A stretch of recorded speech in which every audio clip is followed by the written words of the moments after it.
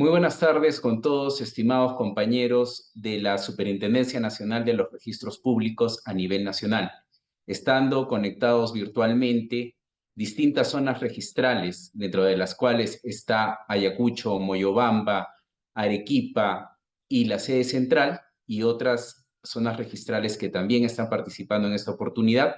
Les damos la más cordial bienvenida a esta capacitación de suma importancia para todo servidor público, ética e integridad, que en esta oportunidad va a ser disertada por dos especialistas de la Contraloría General de la Abre. República. Mencionamos a la doctora Ada Bendezú de la Puente e Ivy Muñiz González, ambas especialistas y abogadas de la Subgerencia de Prevención e Integridad de la Contraloría General de la República. Nuevamente con todos, muy buenas tardes. Buenas tardes, doctora Bendezú y doctora Muñiz. Les cedemos el uso de la palabra. Las escuchamos. Buenas tardes a todos, a todas, colaboradores de la SUNAR.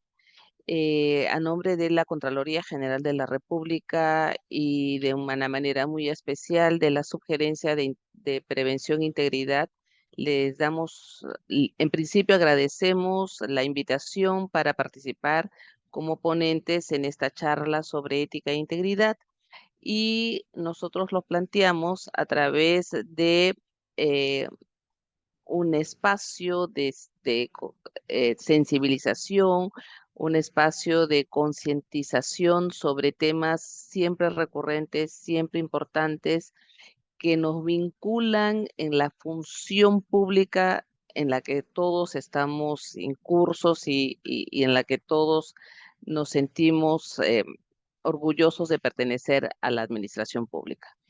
En esta oportunidad voy a ser la ponente y tengo como ponente alterna y apoyo en sala a la abogada también Ivy Muñiz, como bien lo han presentado, y trataremos en estas casi 2 horas de desarrollar este tema, ¿no? A ver, vamos a empezar con algunas indicaciones. La primera es que todos están con el audio inhabilitado, pero eso no significa que no vamos a poder interactuar. Todo lo contrario, lo vamos a hacer a través del chat. Ustedes pueden poner ahí sus comentarios, sus preguntas, sus observaciones, y también van a poder participar en estos sondeos que nosotros, como parte del desarrollo de la dinámica de esta charla, vamos a presentar. Entonces va a haber una interrelación. Esto no solamente es una exposición al 100%, sino también vamos a requerir la participación de ustedes. En segundo lugar, sabemos que estamos en horario de atención. eh, Sin embargo, yo les agradecería que traten de permanecer en la sala el mayor tiempo que sus actividades se lo permitan, ¿no? Si tienen que salir o tienen que hacer algo, traten de regresar lo más rápido a la sala para no perder la hilación de los temas que se desarrollan. Sobre el material, ya hemos quedado con los coorganizadores que le vamos a brindar el material, si no es ahora, mañana seguramente, y ellos van a transmitirlos a todos los que han asistido ahora a la charla. Creo que eso es todo, y podemos iniciar ya la charla. Vamos a compartir el material.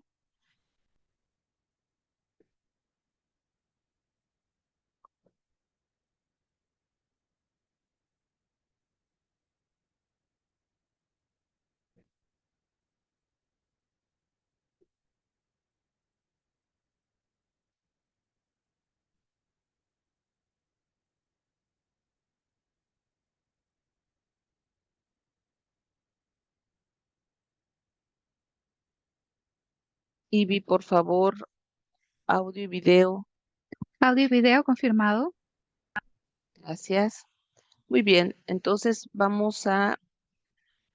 el tema que nos convoca ahora es ética, integridad pública y su importancia en la función pública. ¿Cómo vamos a desarrollar este tema? Ya lo vamos a hacer enfocando 4 aspectos principales. La primera es un aspecto conceptual, qué cosa es ética, qué cosa es moral, ética pública, integridad pública. El segundo aspecto es el normativo, donde encontramos estos principios, ¿no? Estos deberes, estas prohibiciones que nos involucran a todo servidor público. ¿Qué cosa es un código de ética? Un tercer aspecto va a ser el aspecto reflexivo, porque es importante la ética y la integridad en la función pública.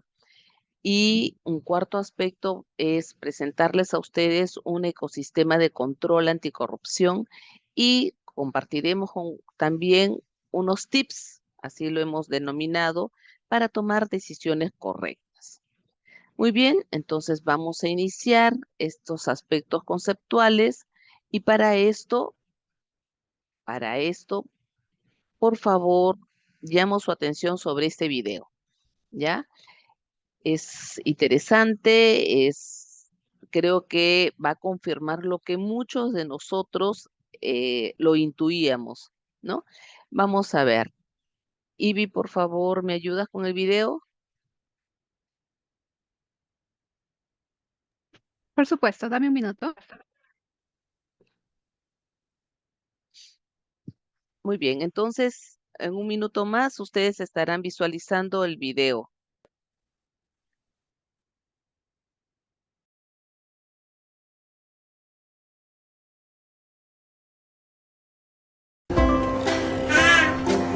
Para investigar si es que los humanos tenemos un sentido de la moral, un sentido de qué está bien y qué está mal desde el nacimiento, convocamos a bebés de entre 5 y 12 meses de edad. En un retablo de títeres, les presentamos a los bebés una breve escena en la que el círculo rojo intenta subir la montaña y no lo logra. Afortunadamente, el triángulo amarillo aparece para ayudarlo a llegar a la cima. Se cierra el telón. La escena parece llamar mucho la atención de los bebés. Se abre el telón, la escena se repite, al círculo rojo le está costando mucho subir la montaña. Aparece el cuadrado azul, pero en lugar de ayudarlo, empuja al círculo hacia abajo y vuelve a subir. Nuevamente, esta escena parece llamar mucho la atención de los bebés. Se repiten ambas escenas alternadamente unas 10 veces. Este experimento fue diseñado por Karen Wynn y su equipo en la Universidad Yale. Wynn sostiene que los bebés eligen seres sociales por sobre seres antisociales. Cuando los bebés pierden el interés por los títeres, se les da la posibilidad de elegir entre el personaje bueno y el malo. Los resultados de este estudio arrojan que más del 80% de los bebés eligen al personaje bueno, el que ayudaba, el del comportamiento social. Este experimento, junto a otras investigaciones, sugiere que el cerebro humano viene de fábrica con un sentido moral, un sentido que nos hace buenos por naturaleza. No solo eso, sino que nos hace relacionarnos y formar sociedades, tal vez la pieza fundamental de nuestro éxito evolutivo como especie.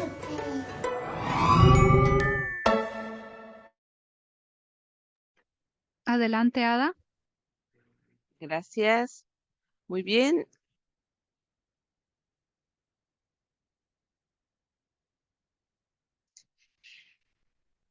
Confirmado. Es un experimento bastante interesante, ¿no es cierto? Muy bien, entonces vamos en base a este video, nosotros le vamos a formular una pregunta. ¿Cuál de estas reflexiones en relación al video antes visto te sientes más identificado? A, que es inherente al ser humano tener un sentido de lo moral, de lo bueno, de lo malo. B, que es propio del hombre hacer juicios de valor para elegir comportamientos que benefician a la sociedad por encima de aquellos comportamientos que hacen daño a la sociedad. C, el sentido moral nos ayuda a relacionarnos con el otro de forma adecuada y con valores. D, no creo que sea inherente al hombre un sentido de lo moral ni una capacidad de reflexión ética. El video no me ha impactado en absoluto. Muy bien, ahora es el turno de ustedes. Queremos conocer sus respuestas a través del chat. Solamente pongan una letra y qué es lo que usted, contestando esta pregunta, ahí están las alternativas. Por favor, vamos a ver el chat.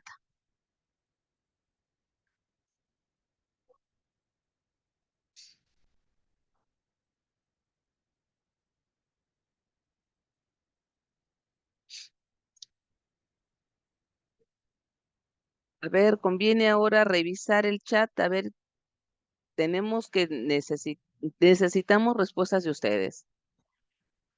Carlos, Ricardo, sus respuestas, por favor. Por favor, compañeros, pueden escribir sus respuestas por el chat. Gracias. Ujú. Ya han iniciado las respuestas.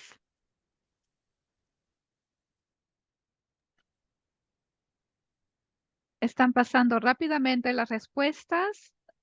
Un buen grupo se está inclinando por la letra A y algunas menos por la letra B y C. Muy bien. Somos más de 440 personas en la sala, así que por lo menos tienen que votar 200 personas. ¿Sí? Ya. A ver. Hasta ahora estamos en 99. A ver, sigamos. No es complicado, solamente pongan una letra. Ya hemos dicho, esto no solo es una parte, es una exposición, pero también hay una interacción con ustedes, ¿no? Es importante saber cuál es su perspectiva, cuál es su visión sobre ciertos temas. Temas como la moral, como hacer juicios de valor, como reflexión ética, ¿no? Así que, a ver, siguen presentando, Ivy, coméntame, ¿sigue presentando Sí, las respuestas? siguen presentando las respuestas. Hay 4 mensajes nuevos y sigue la línea de mayoritariamente la letra A. Muy bien. Entonces, a ver, la A es que es inherente al ser humano tener un sentido de lo moral, de lo bueno, de lo malo. Súper bien, ¿no? Entonces, ¿eso qué quiere decir? Que con el ADN también hay una capacidad de conocer qué es lo bueno y qué es lo malo, ¿no? Y para eso vamos a definir, ¿ya? Conceptualizar qué cosa es moral, qué cosa es la reflexión ética, los valores, juicio de valor que hacemos. Y para eso vamos a iniciarnos muy bien. Vamos a iniciar diferenciando estos dos conceptos. ¿Qué cosa es moral? La moral etimológicamente viene del latín moris mos, que significa costumbre, manera de vivir. Ética, a su vez, viene del griego ethos, que es carácter distintivo, modo de ser, sistema de valores, ¿ya?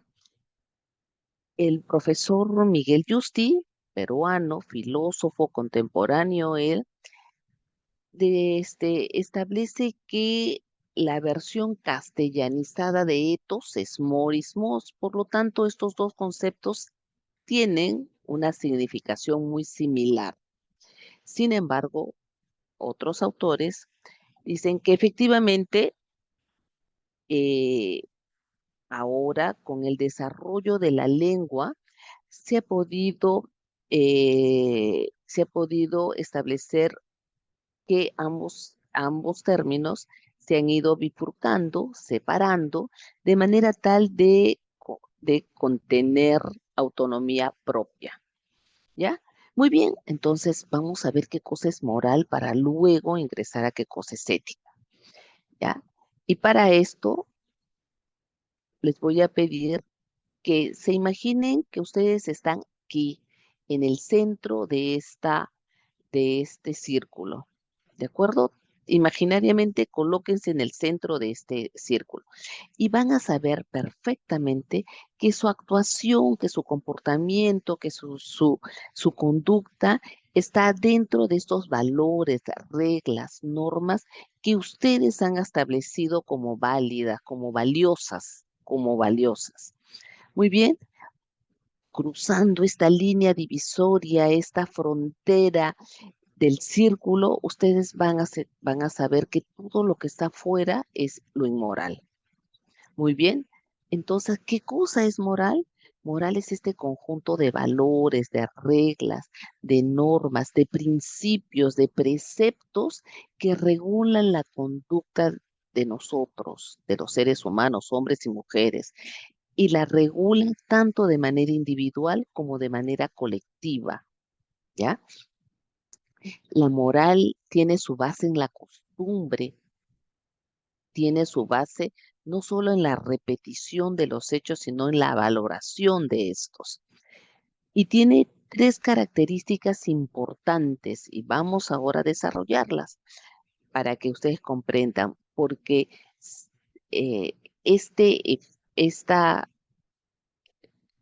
esta concepción de la moral, no solo en su ámbito individual, sino también de su ámbito colectivo, es importante. ¿Por qué? Porque nosotros no estamos en una isla, tenemos que compartir con los demás. Entonces, ¿cómo nos interactuamos con el otro? ¿Cómo nos relacionamos con el otro? ¿Ya? Por lo tanto, la moral crea grupos, crea colectivos, crea sociedades, crea naciones. Muy bien, entonces vamos a ver tres características importantes. La primera es que la moral va a transmitir, estas normas, estas reglas se van transmitiendo de generación en generación. La segunda es que estas reglas, normas, valores no son estáticas, sino se van transformando. Y la tercera es que estas normas, estas reglas, aglutinan en un grupo y lo va diferenciando de otros grupos. A ver, vamos a entrar a detallar cada una de estas características. La primera, cuando decimos que la moral tiene su fuerza en la costumbre, efectivamente, se va transmitiendo de generación en generación.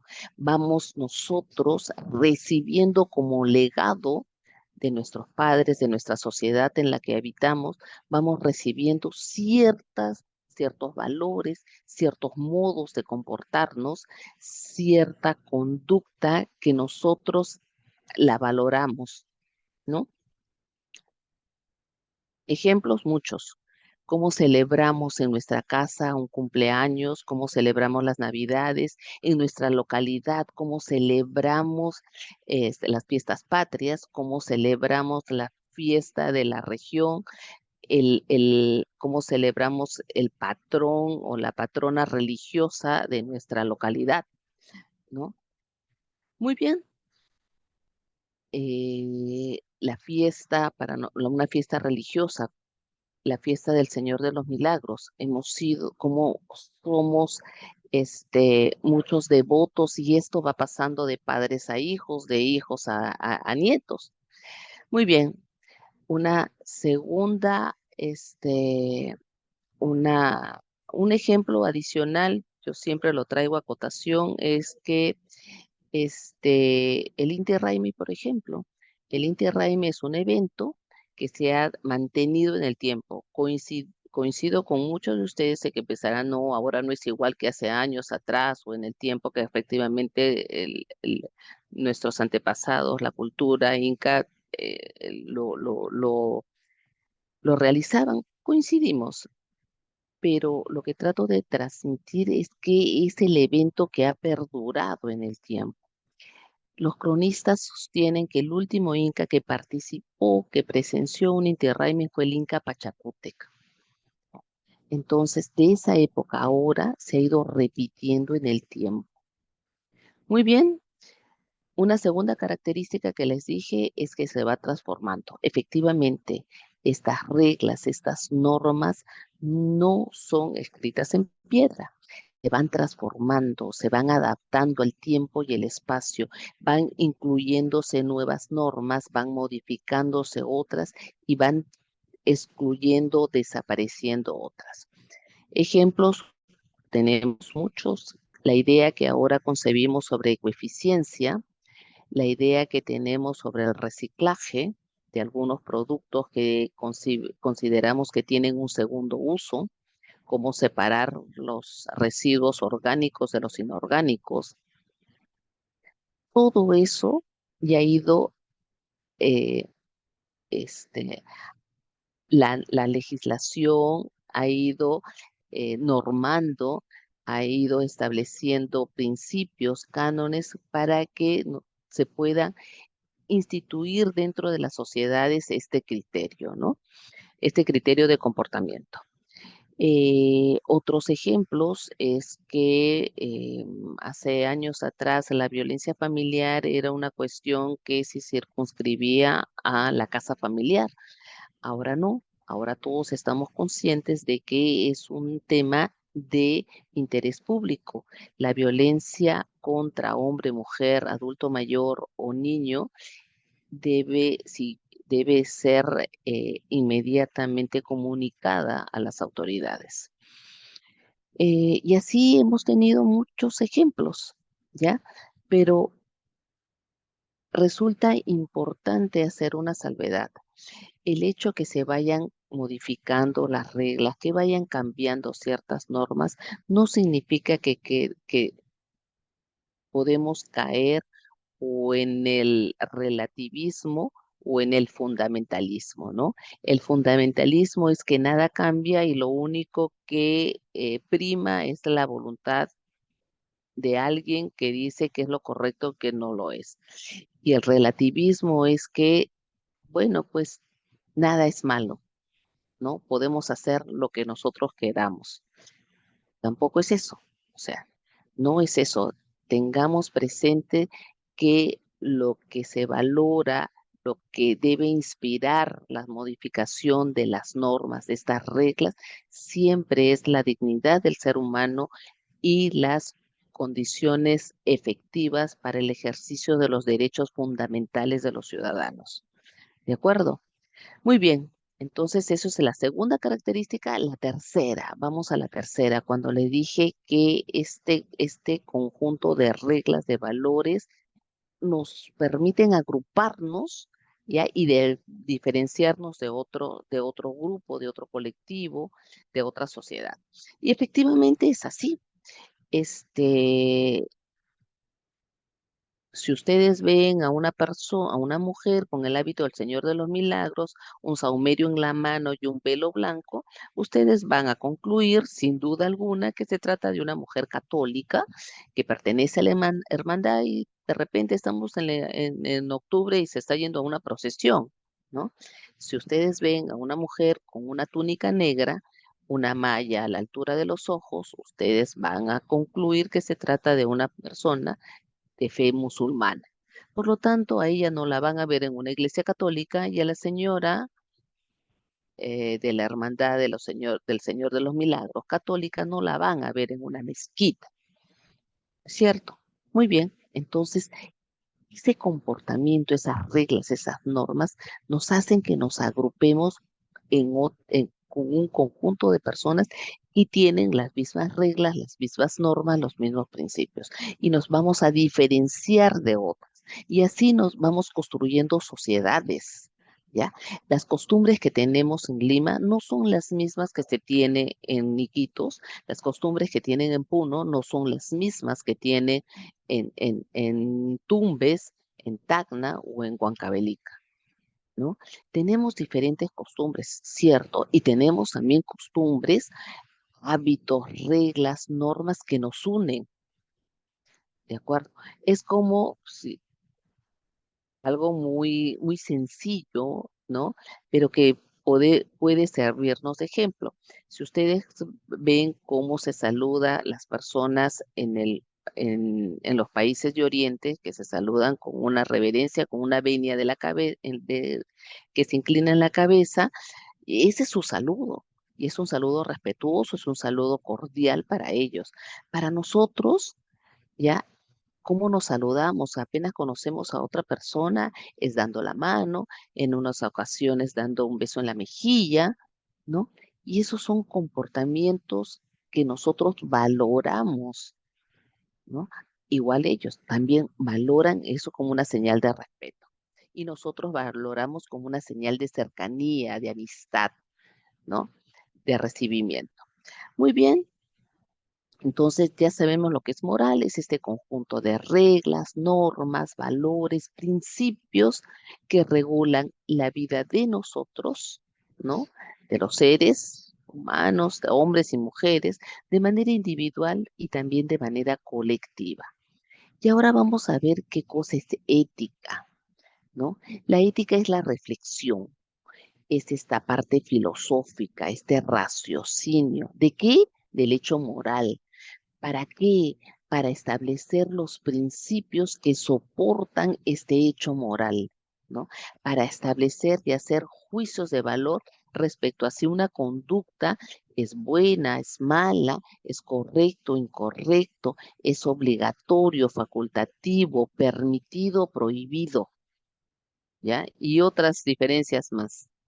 ¿Ya? La ética es esta actividad intelectual que nos permite argumentar sobre qué, sobre el hecho moral, nos permite criticar, nos permite argumentar, nos permite reflexionar sobre qué, sobre el hecho moral. Muy bien. Y para para la reflexión ética es necesario que nosotros seamos filósofos, que hayamos ido al colegio, a la universidad, que tengamos una maestría en absoluto, ¿no? Es cierto, quien tiene mayor información puede tener una reflexión mucho más rigurosa o tal vez mucho más rápida, ¿no? Pero eso no significa que todos no tengamos la capacidad de reflexionar sobre esto. Lo hemos visto en el video de los niños, ¿no? Ellos inclusive han intuido, ¿no? Haciendo generar su ADN para saber qué cosa era bueno y qué cosa era malo. Aquí nos vamos a detenernos en la reflexión que hace el profesor Justi, ¿no? Y dice, la ética supone una concepción valorativa de la vida de respecto a la organización con nosotros. Efectivamente, cuando nosotros le decimos que la ética es esta reflexión filosófica, esta capacidad, actividad intelectual, argumentativa, ¿no? Nosotros no le estamos diciendo que la ética se tiene que quedar aquí en nuestra cabecita, en absoluto. La ética se manifiesta en relación al otro, con el otro, ¿ya? Pretende decirnos, agrega el profesor Yussi, cuál debería ser el orden de prioridades en la organización de la convivencia humana. Es decir, nos propone establecer cuál es la mejor manera de vivir y vivir con el otro, ¿ya? Muy bien. Entonces, ya sabemos qué cosa es moral, sabemos qué cosa es ética, es esta parte reflexiva, ¿no? ¿Sobre qué? Sobre el hecho moral. Entonces, la ética y la moral no se contraponen, no es lo mismo, se complementa. Muy bien, entonces es importante ahora conocer qué cosa es la ética de máximo y qué cosa es la ética de mínimo. La ética de máximo pretende mostrarnos, decirnos cómo nosotros, cuál es nuestra idea para autorrealizarnos de manera, la autorrealización personal, ¿no? Nos pretende decir una propuesta de vida buena, cómo ser felices, cómo llegar a lograr la felicidad. Mientras que la ética de mínimo no tiene una vinculación, no se pronuncia sobre cuestiones de felicidad, sino sobre cuestiones de justicia, exigidas moralmente a todos los ciudadanos, ¿no? Y y dónde encontramos lo mínimo que debemos de cumplir en esta ética de mínimos. La filósofa española Adela Cortina, a la cual los invito a seguirla, sostiene que los países alcanzarán el desarrollo, su desarrollo, no cuando su PBI crezca, no cuando su producción se incremente, no. La doctora sostiene que las sociedades de los países serán desarrolladas en la medida que las 3/4 partes de sus ciudadanos cumplan con la ley. Parece muy sencillo, ¿no? Nada más eso, cumplir con la ley, hacer lo correcto, ¿no? Entonces, en esta diferencia de ética de máximo y de ética de mínimos, yo los puedo invitar a ustedes a que conozcan cuál es mi idea de felicidad. Muchos coincidirán conmigo o de repente no, pero yo no los puedo invitar a que ustedes cumplan con la norma, ¿no?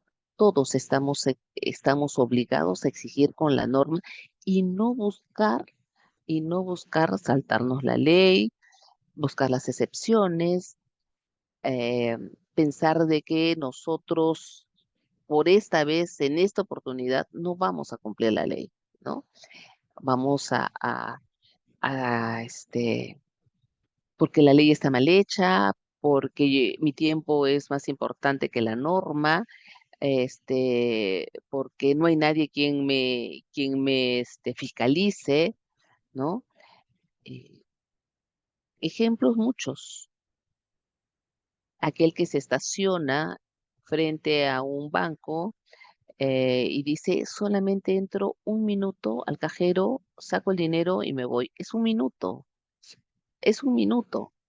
pero no se estaciona, se queda al frente, pone las luces y viene otro carro, el de atrás, le toca el claxon y el señor sale diciendo, ah, qué exagerado, vuela pues si puedes, no puedes esperar un minuto, ¿no? Es buscar la excepción, buscar que la regla funciona la norma funciona para todos menos para mí, ¿no? Entonces, reflexionemos sobre eso, ¿no? La ley funciona para todos, ¿no? Y esa es la ética de mínimo. Muy bien, entonces vamos a ir hilando los conceptos. Y ahora nos toca ver la ética de la función pública. ¿Qué cosa es la ética de la función pública? Es una ética aplicada, en principio. ¿Qué se denomina una ética aplicada? Pues es este conjunto de valores que se circunscriben al desarrollo, a una actividad o a una profesión o a un sector específico. Ética ahí existe ética de las comunicaciones, existe ética de las organizaciones, existe ética de las empresas, ¿no? Y tal vez por todos la más conocida debe ser la ética en la biogenética, ¿no? Sí, pues es como señalaban aquellas comportamiento en la que ya era el límite de seguir manipulando genes, ¿no? Entonces, eso fue tal vez el inicio de esta corriente. Muy bien, entonces la ética de la función pública es una ética aplicada a la administración pública, ¿no? Y que consiste en un conjunto de valores morales que permite a los funcionarios y servidores públicos como ustedes y nosotros a tomar decisiones correctas, a tener un comportamiento correcto en el desarrollo de nuestras actividades, en el cumplimiento de los deberes y funciones que se nos encargan. ¿En qué momento? De 8:30 a 5:30 de la mañana, de lunes a viernes, o sábados y domingos, porque nos miran nuestros hijos y tenemos que dar buen ejemplo. ¿En qué momento? Muy bien. Si ustedes quieren participar con respuestas, ahí está el chat. Pueden hacerlo.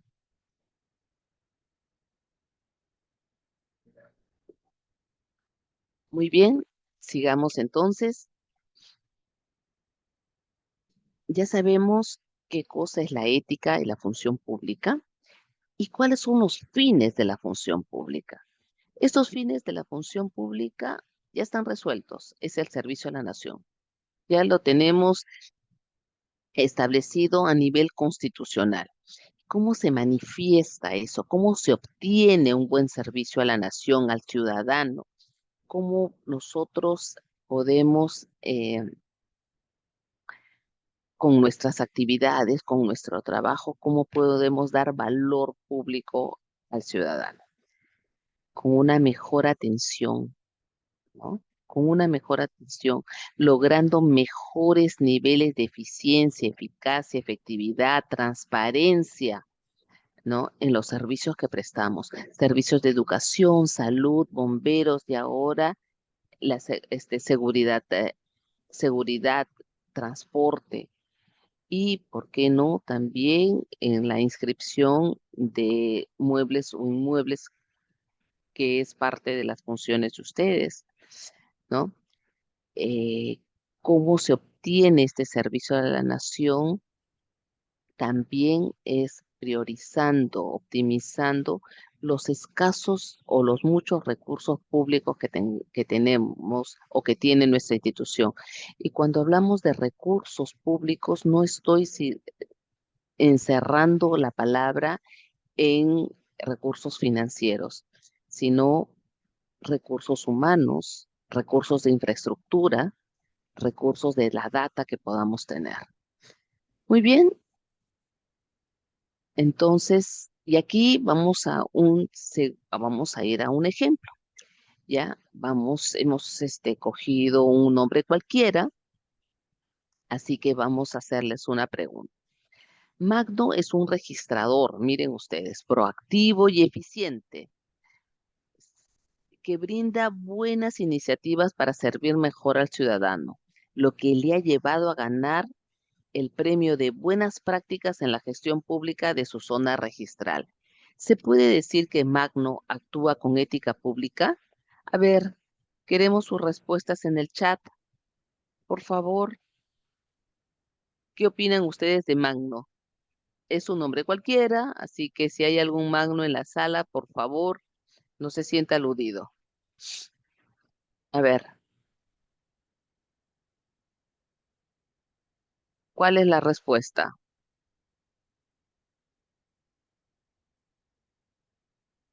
Ujú. A ver, sigamos. ¿Se puede decir que Magno actúa con ética pública? Tienen que poner en el chat sí o no, nada más. Nada más.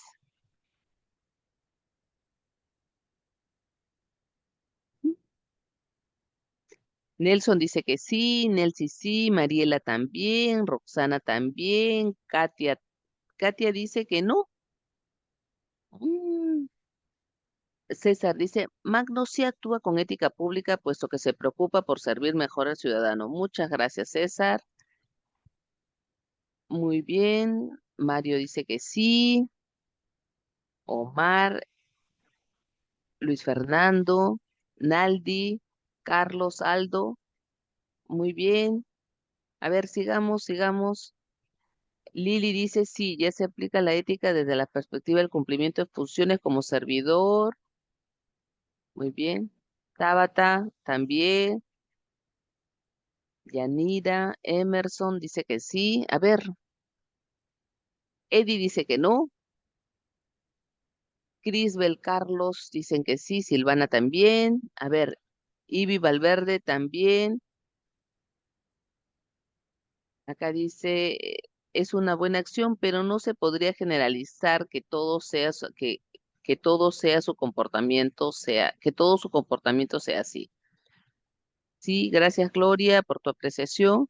Muy bien, entonces, para saber más del comportamiento de Magno, vamos a seguir viendo en su vida otras circunstancias. Sin embargo, Magno es irrespetuoso con sus colegas, mujeres, a las que suele hacer comentarios machistas y trata con desdén cuando exponen sus ideas. ¿Podemos seguir diciendo que Magno actúa en forma correcta? ¿Su comportamiento es ético? No. Cristian dice que no. Cintia también. Carlos Fernández también. Elizabeth, Rosario, Silvana, Nelson dicen que no. Katia no, Luis tampoco. A ver, vamos. Lili no, José, Daisy. José Luis John Top dice que, bueno, es parte de su función, ser irrespetuoso con sus colegas. No creo que sea parte de ninguna función. Eh,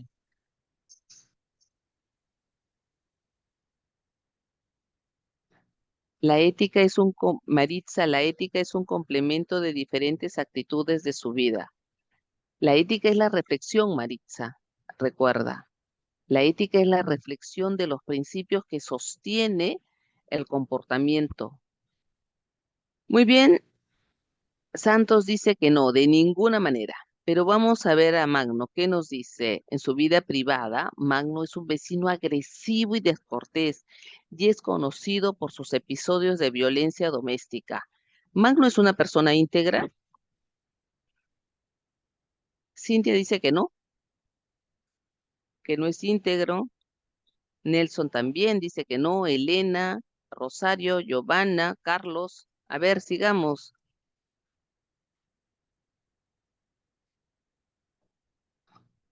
Ah, muy bien, José Luis. Es parte de su función cumplir con su trabajo, pero su comportamiento puede ser negativo. Su comportamiento, según este ejemplo, es negativo.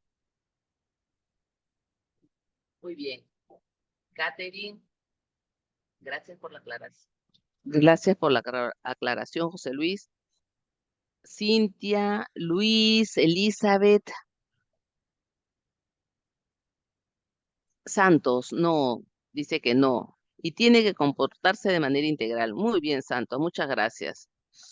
Diana dice que Magno tiene doble moral. En su casa y en los otros ambientes es distinto el trabajo que cumple su labor. Sí, al parecer tiene un comportamiento con sus jefes porque le han dado un premio, ¿no? Pero tiene un comportamiento diferente con sus pares, con sus colegas y otro comportamiento diferente en su casa, ¿no?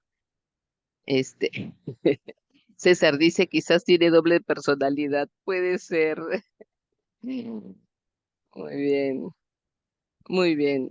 Entonces, a ver, miren, todos ustedes tienen una opinión sobre el comportamiento de Magno, ¿no es cierto? Han hecho un juicio de valor sobre el comportamiento de Magno, ¿ya? Y han establecido que Magno no es una persona íntegra, pero sin embargo, si tener un conocimiento exacto de qué cosa es integridad, ustedes saben, intuyen cuando una persona es íntegra o no. Muy bien, entonces vamos a desarrollar este tema. Integridad viene del integritas integrates, ya que significa lo no alcanzado, lo no tocado, lo que está ahí inmaculado. Pero nosotros hemos querido tener un concepto más actual y nos hemos ido a la RAE y dice que integridad tiene dos acepciones, una vinculada a la cosa y otra vinculada a la persona. Cuando hablamos de cosa, dice lo que no carece de ninguna de sus partes. Eso quiere decir que es un todo, que está completo. Y vinculado a la persona, dice que es lo recto, lo probo, lo intachable. Efectivamente, ¿ya? Una persona íntegra es aquella persona que ha podido interiorizar en su comportamiento, en su actitud, una serie de valores, una serie de cualidades como la probidad, la responsabilidad, la transparencia, y lo manifiesta en cada una de sus actuaciones. Una persona íntegra tiene que ser una persona coherente, coherente con sus valores, coherente con sus principios, coherente en lo que dice, en lo que hace y en lo que piensa. Una persona que es predictible porque usted y que cumple su palabra, porque ustedes van a saber que tal cual como piensa, tal cual se va a comportar, que el discurso que tiene se va a traslucir o se va a manifestar en su comportamiento.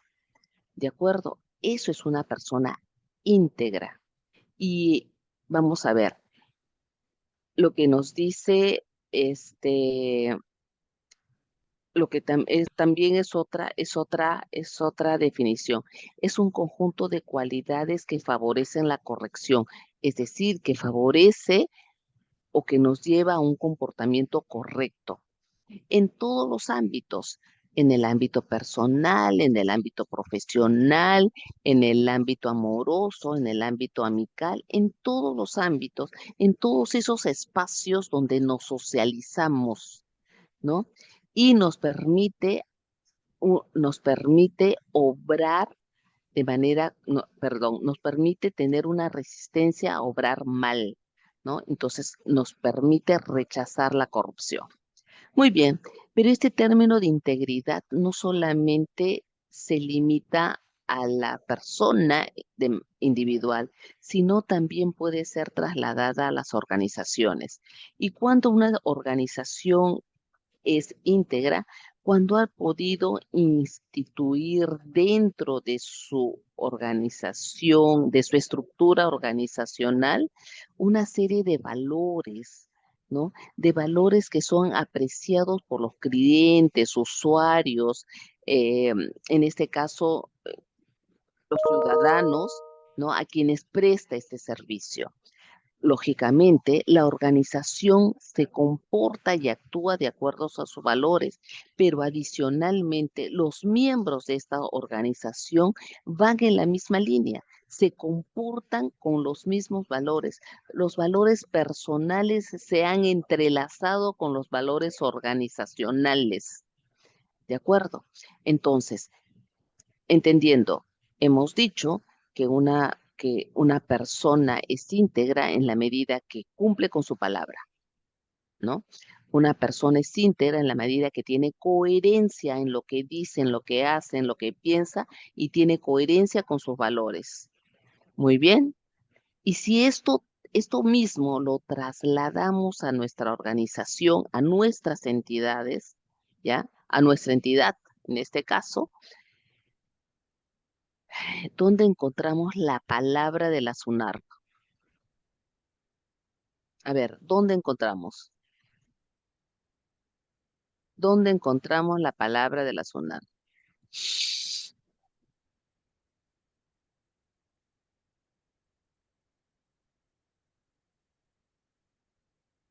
¿Dónde encontramos? ¿Dónde encontramos la palabra de la SUNAR?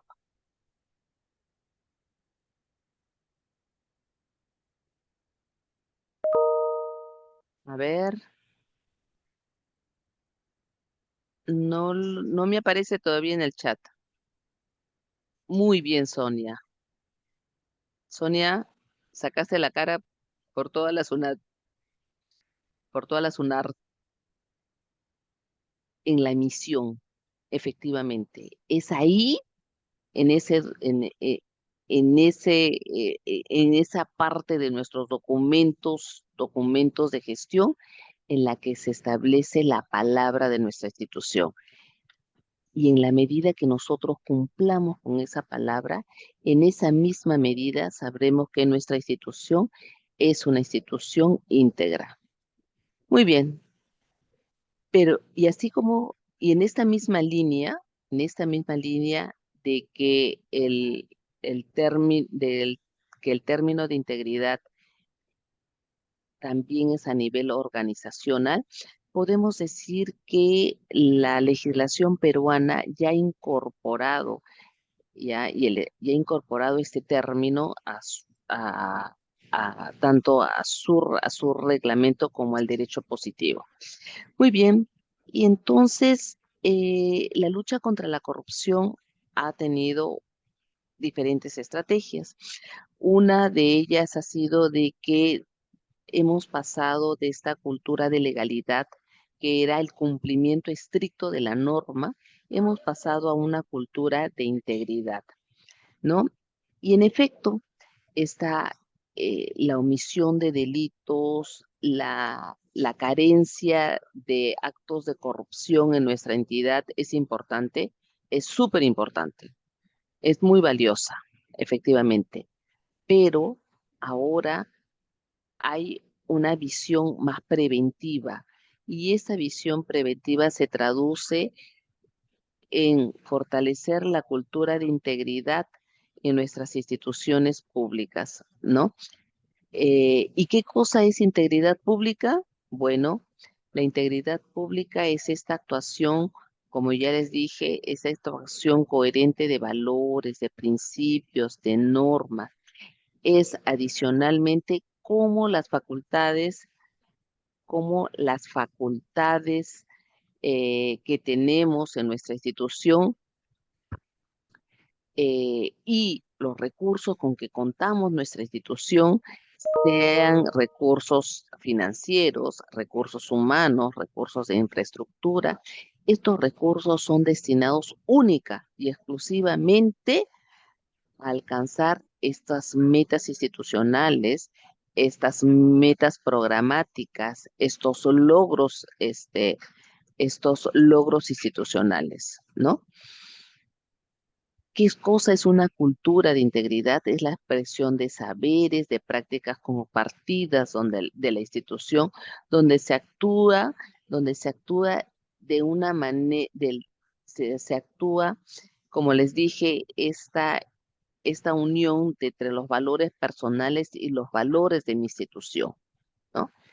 Muy bien, un enfoque de integridad es un enfoque transversal de toda la gestión y que tiene como finalidad fortalecer este desempeño ético de los funcionarios.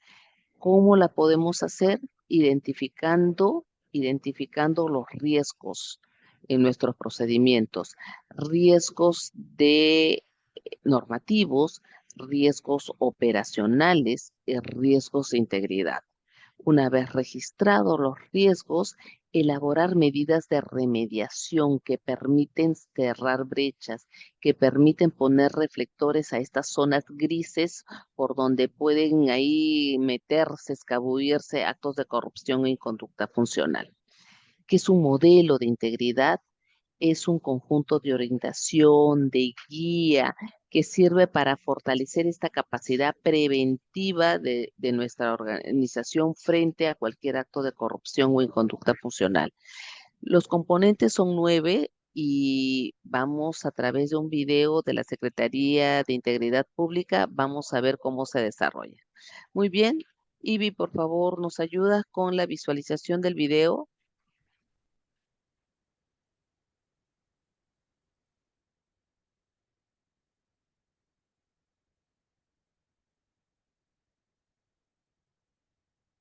El Perú tiene todo lo necesario para crecer. Una gran historia, una cultura muy variada e infinidad de riquezas y recursos naturales. Pero existe una barrera que limita su desarrollo: la corrupción. La corrupción sigue siendo uno de los principales problemas de nuestro país. Afecta los derechos de las personas, genera pérdidas económicas y debilita la confianza de la ciudadanía en el Estado y sus funcionarios. La corrupción produce desigualdad, exclusión y desencanto. Por décadas, la lucha contra la corrupción estuvo marcada principalmente por un modelo centrado en la persecución y sanciones de las faltas y los actos delictivos, sin prestar mayor atención a las causas que los originaron. El daño ya estaba hecho, y el Perú perdía oportunidades.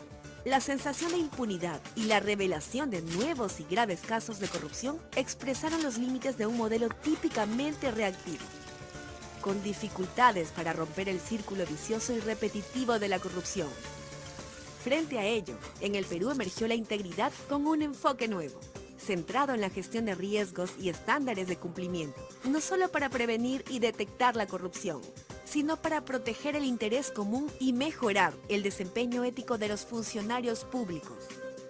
En el año 2018 se aprobó el Plan Nacional de Integridad y Lucha contra la Corrupción, como resultado del análisis de diversas recomendaciones nacionales e internacionales para orientar la implementación de un conjunto de acciones hacia el 2021. Este plan contiene un modelo de integridad para facilitar la comprensión y aplicación de este nuevo enfoque en las entidades del sector público. El modelo de integridad cuenta con 9 componentes, los cuales debidamente articulados permiten aplicar un conjunto de herramientas y orientaciones prácticas para contribuir con una gestión pública moderna, con capacidad para prevenir y actuar oportunamente frente a la corrupción y otras prácticas cuestionables. Veamos cómo funciona el modelo de integridad en una entidad pública. Para establecer cultura de integridad en cualquier institución, es fundamental el compromiso de alta dirección. Es aquí donde se observa el liderazgo de las autoridades. Por ejemplo, al introducir la integridad como un valor esencial en la cultura organizacional, se consolidan las políticas de cumplimiento. De igual modo, designar y empoderar a las oficinas y a los oficiales de integridad.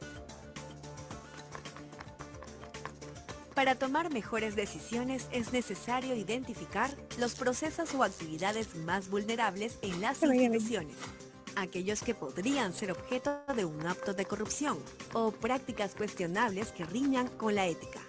Evaluando correctamente los riesgos, se planifican medidas más eficaces para minimizar sus efectos. Es necesario regular las conductas y prácticas de los funcionarios públicos, especialmente en situaciones de riesgo, precisando con claridad qué es y qué no es correcto en su institución. De esta manera, se reduce el margen de duda y la comisión de actos no deseados, a través de medidas concretas que expresen una posición clara en la entidad. La transparencia es un principio inherente a la función pública, uno de los mecanismos de prevención de la corrupción más importantes. Sin este componente, el modelo de integridad estaría incompleto. Hoy es inadmisible que una entidad niegue el acceso a la información pública o incumpla las normas de transparencia y rendición de cuentas. Los recursos públicos son escasos y deben protegerse adecuadamente. Es necesario fortalecer el sistema de control interno en el proceso de mejora continua para alcanzar los objetivos institucionales eficazmente y cooperar con el control gubernamental para que los recursos públicos sean utilizados de manera eficiente. Es indispensable desarrollar actividades de comunicación y capacitación permanentes. Por ejemplo, ¿los trabajadores conocen las políticas de integridad y cumplimiento adoptadas por su entidad? ¿Están capacitados para implementarlas? La comunicación debe realizarse incluso con proveedores, usuarios y demás públicos de interés, para que conozcan los nuevos estándares de integridad establecidos. También se debe contar con un canal de denuncias, con mecanismos claros, sencillos y eficientes, incluyendo medidas de protección al denunciante y un catálogo específico de faltas y medidas disciplinarias. Las denuncias se deben procesar y resolver adecuadamente, estableciendo quién las recibe, quién y en qué plazo las investiga y qué unidad las sanciona o resuelve. Para desarrollar un modelo de integridad sostenible e identificar oportunidades de mejora, es fundamental evaluar periódicamente todos sus componentes. Para lograrlo, pueden aplicarse encuestas, talleres de evaluación y otros estudios. Para instalar el modelo de integridad en una institución, se requiere del aporte de diversas unidades orgánicas y de la participación activa de los servicios públicos. Pero alguien debe articular, monitorear y orientar todo este esfuerzo. La Oficina de Integridad debe desarrollar esta tarea. Este es el modelo de integridad, un modelo de compliance para el sector público, que traerá importantes beneficios para todos. Cuando una entidad lo implementa adecuadamente, no solo contribuye al fortalecimiento de su institución, previene la corrupción y aplica herramientas de una gestión pública moderna. En el Perú, la Secretaría de Integridad Pública de la Presidencia del Consejo de Ministros es el rector de la política de integridad y lucha contra la corrupción y brinda asistencia técnica para su implementación. Para implementar el modelo de integridad en su institución, cuenta con nuestro apoyo. Secretaría de Integridad Pública. Trabajamos juntos por un Perú íntegro.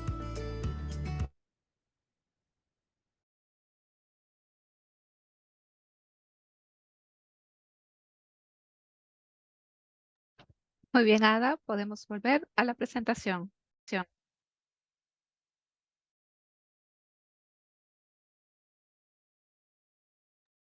Retorno de audio y video. Audio y video conforme. Muy bien, entonces ya hemos visto también qué cosa es integridad pública. Hemos visto este modelo de integridad que vincula tanto, a partir de un marco preventivo, que vincula tanto las exigencias que debe tener la institución como esta actitud que debe de tener cada funcionario servidor público, ¿no? Entonces, estos dos componentes, estas dos visiones tienen que eh, hacer un trabajo en conjunto. No se puede dejar solo al empleado, al funcionario, al servidor público, no se puede dejar solo para tomar, para tomar decisiones, ¿no? Debe de ir acompañado con un soporte institucional que le permita tomar decisiones correctas. Muy bien, ahora vamos a ver aspectos normativos. ¿Qué cosa es un código de ética? Y tengo que hacer un paréntesis acá muy rápidamente. La academia no tiene una única posición respecto a la denominación del código de ética. ¿Por qué? Partamos de lo que hemos dicho en nuestra, en nuestra presentación, qué cosa es la ética. Es la parte reflexiva, argumentativa, ¿no? Entonces, estos académicos sostienen que esta reflexión no puede ir contenida en un documento llamado Código de Ética. Y podría cambiarse este nombre por un código de conducta, un código de desempeño. Independientemente de la denominación del documento, lo que sí coinciden es que estos documentos buscan evitar actos de corrupción y conducta funcional. ¿Qué cosa es un código de ética? Es un documento que orienta, es un documento que es una guía para la conducta de los funcionarios y servidores públicos. ¿Qué contiene? Contiene principios, deberes y prohibiciones. Muy bien, entonces vamos a ver estos principios y lo vamos a hacer a través de ejemplos que espero que ustedes nos acompañen. Hemos querido intentar algunos ejemplos, son extraídos de nuestra base de datos de los informes de control. Muy bien, vamos a ver el principio de respeto, un ejemplo de lo que sí se debe hacer. En el tribunal registral siempre se resuelven los recursos de apelación interpuesto contra las denegatorias de inscripción en los plazos legales y procedimentales. Ese es un ejemplo de lo que sí se debe hacer. ¿Qué es el principio de respeto? Es que debemos de adecuar nuestra conducta hacia el respeto de la Constitución, de las leyes, de los reglamentos, de las directivas que puedan haber dentro de nuestra institución, los procedimientos que son aprobados. Y lo que se debe y lo que debemos ser rigurosos en cada una de las etapas de nuestro procedimiento es respetar los derechos de defensa del ciudadano y del debido procedimiento. Probidad, estamos hablando de una actitud de honestidad, de honradez, siempre hacer lo correcto, privilegiando el interés público y desechando de cualquier manera este interés privado. Un ejemplo de lo que no se debe hacer: se requiere contratar servicio de limpieza y mantenimiento para una zona registral, pero se direcciona el requerimiento a fin de que calce con las características de una empresa en particular, con lo cual se ha pactado ya una comisión si gana el proceso de selección. Entonces, este ejemplo contraviene totalmente este principio de probidad. Eficiencia, vamos a ver, un grupo de servidores públicos que laboran en la sede central de la SUNAR aplican los conocimientos de sus cursos de especialización para proponer soluciones que optimicen los tiempos de atención al ciudadano. Efectivamente, nosotros emitimos productos, ¿no? Una resolución es un producto. Hacer un memorándum es un producto. Entonces, estos productos tienen que ser de calidad, emitidos oportunamente, ¿no? Evitando los reprocesos. Y para eso nos corresponde capacitarnos, actualizarnos siempre, estar en permanente eh, actividades de preparación, actividades de cursos de diferentes capacitaciones, en diferentes líneas también, no solamente de conocimiento, sino también aquellas que se refieren a actividades complementarias, como afinar cómo nos interrelacionamos, esta habilidades para liderazgo. Entonces, todo eso debe ser un componente a tenerlo en cuenta en este principio de eficiencia. Idoneidad. Vamos a ver un ejemplo de lo que no se debe hacer. En un proceso de selección de la entidad, se suscribe un contrato con una servidora que se encontraba inhabilitada para ejercer la función pública, a pesar que la gerente de administración de la entidad conocía de la imposibilidad legal.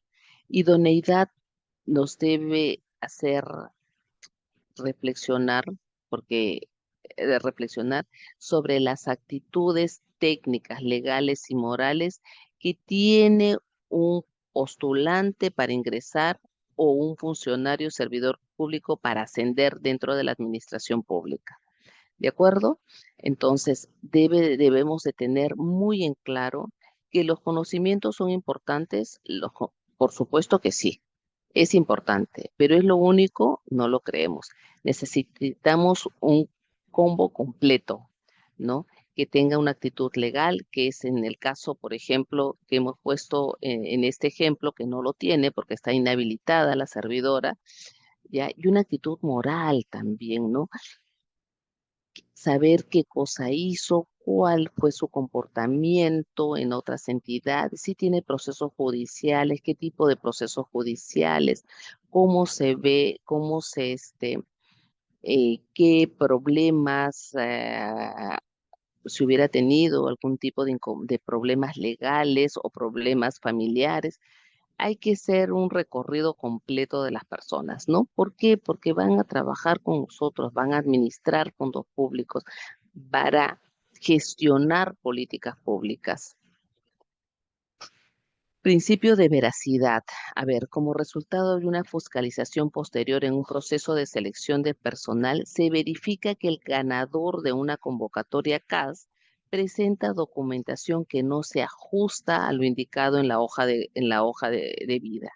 Efectivamente, este principio de veracidad nos manda a comportarnos con autenticidad con los superiores, con nuestros colegas, con nuestros subalternos y con el público a quien atendemos, ¿no? Y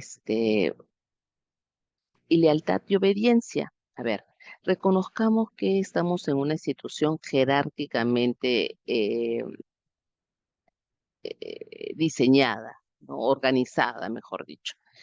Y por lo tanto, nosotros recibimos órdenes y estas órdenes deben ser acatadas y nosotros debemos de cumplir las órdenes. Pero cualquier tipo de órdenes hay que cumplirla. O sea, si mi gerente me dice que vaya a comprarle 1 kilo de papaya al mercado, yo tendría que ir, ¿no? Entonces, las órdenes que debemos de cumplir tienen que tener ciertas características. Número 1, tiene que ser una orden formalmente dada. Y la formalidad depende mucho del alcance, de la naturaleza de la propia institución. No es lo mismo una orden dada en un Ministerio de Relaciones Exteriores, un Ministerio de Defensa, que en una municipalidad como Purús o como, no sé, Puquio, ¿no? O Aucará en Ayacucho. No es lo mismo. Entonces, esa situación hay que analizarla caso por caso. En segundo lugar, esta orden debe estar vinculada a las funciones que nosotros ejercemos. ¿De acuerdo? Muy bien. ¿Cuáles son nuestras tareas? ¿Cuáles son nuestra labor dentro de la institución?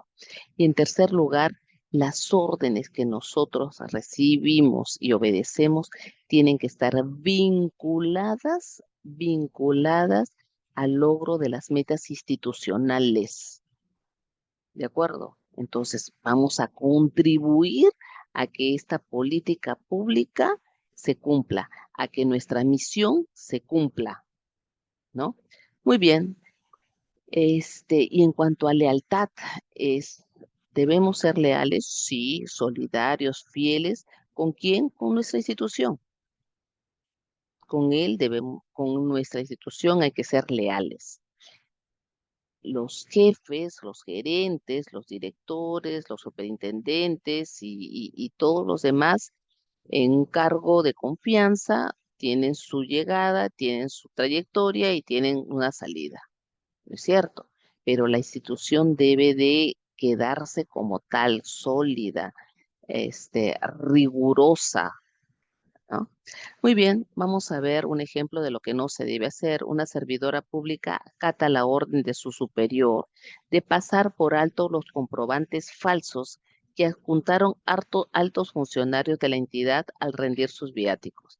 O sea, esta servidora, mala servidora, acata una orden, cualquier orden, sin formalidad, una orden en la que no está en la que no procura eh, los objetivos institucionales, no procura salvaguardar el patrimonio, los recursos de la institución. Ejemplo de lo que no se debe ser justicia y equidad. En la cola de atención al ciudadano se adelanta en la fila a un conocido mientras se da mientras no se da la prioridad a adultos mayores que llevan tiempo esperando y los cuales le asiste el derecho de atención preferente. Muy bien, entonces justicia es dar a cada quien lo que es suyo. Equidad es dar a cada quien lo que necesita. La ley, el Estado, no legisla de manera igual para todos. No es así. ¿Por qué? Porque el Estado toma atención a aquellos grupos colectivos que necesitan una tutela especial del Estado.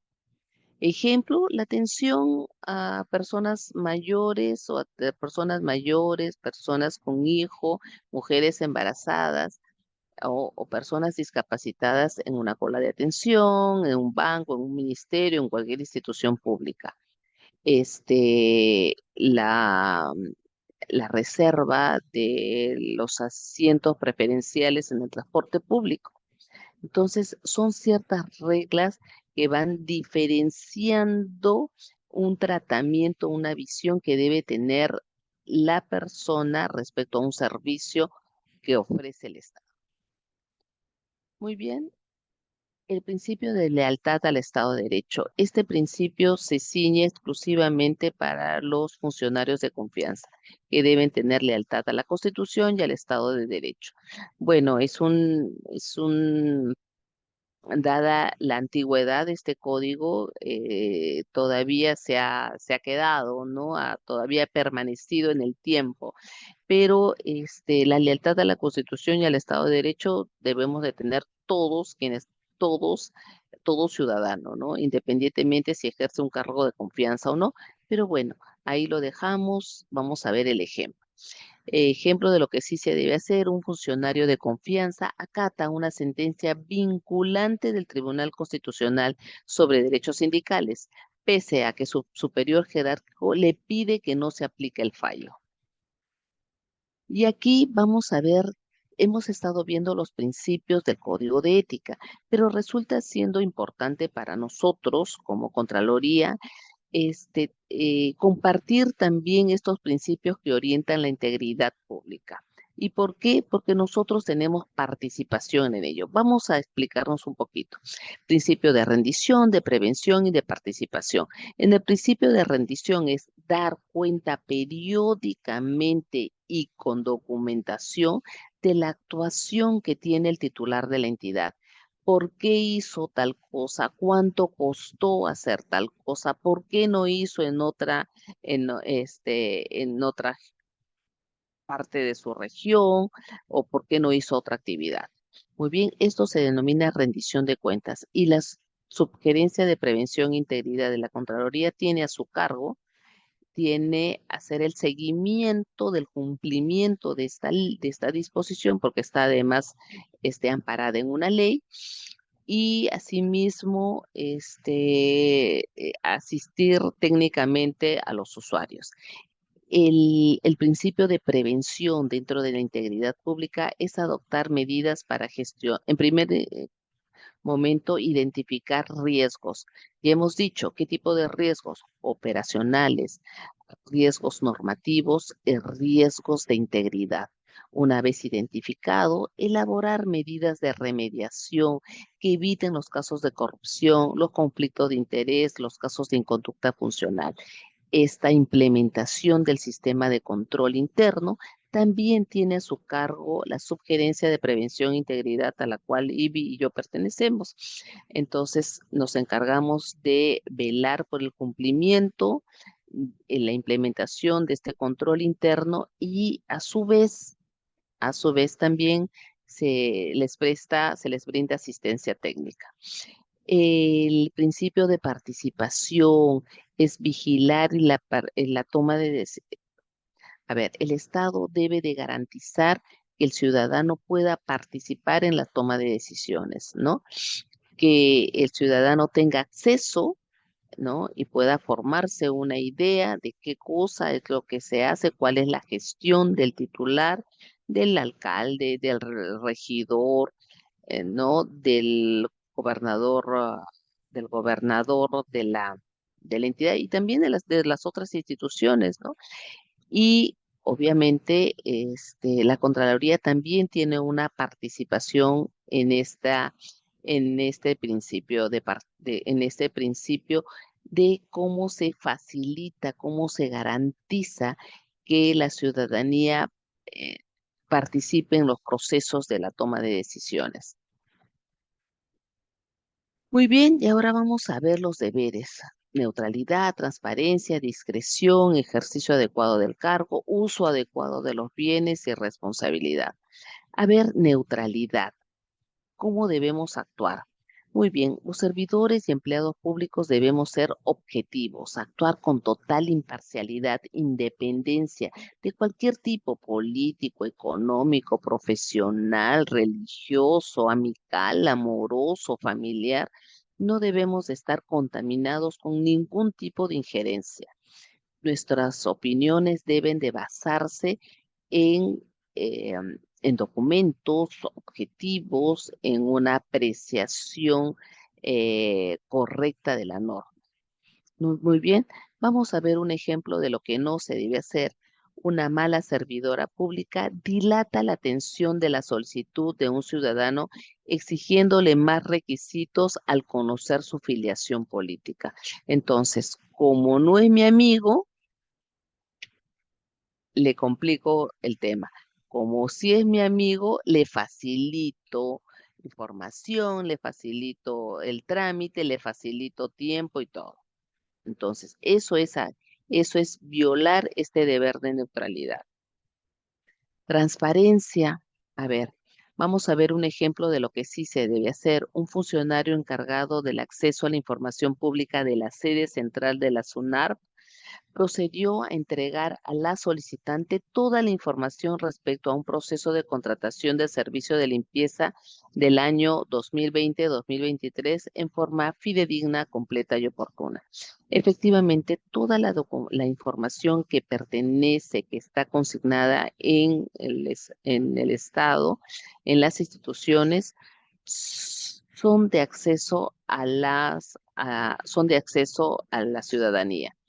Excepciones, sí, las que son secretas, las que son confidenciales y las que son reservadas. Y los datos que están dentro del paraguas de protección de la ley, justamente de protección de datos personales. Todo lo demás debe ser de acceso a la ciudadanía. De discreción, perdón.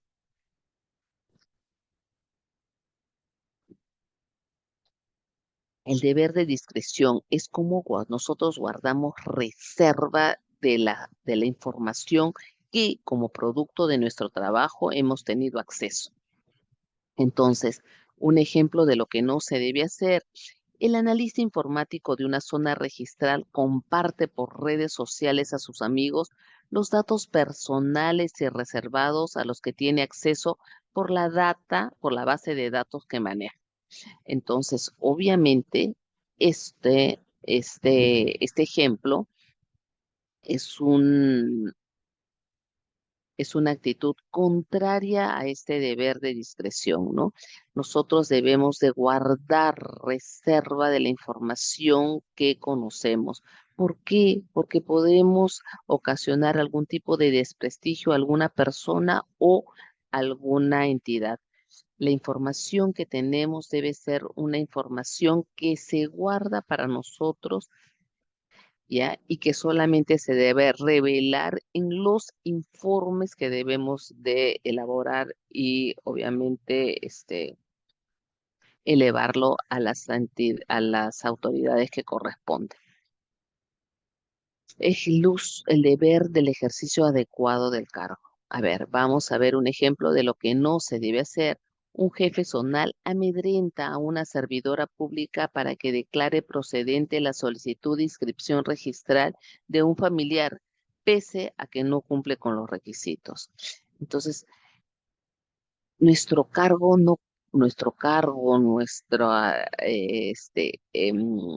nuestras funciones no deben de servir para adoptar represalias, para coaccionar, para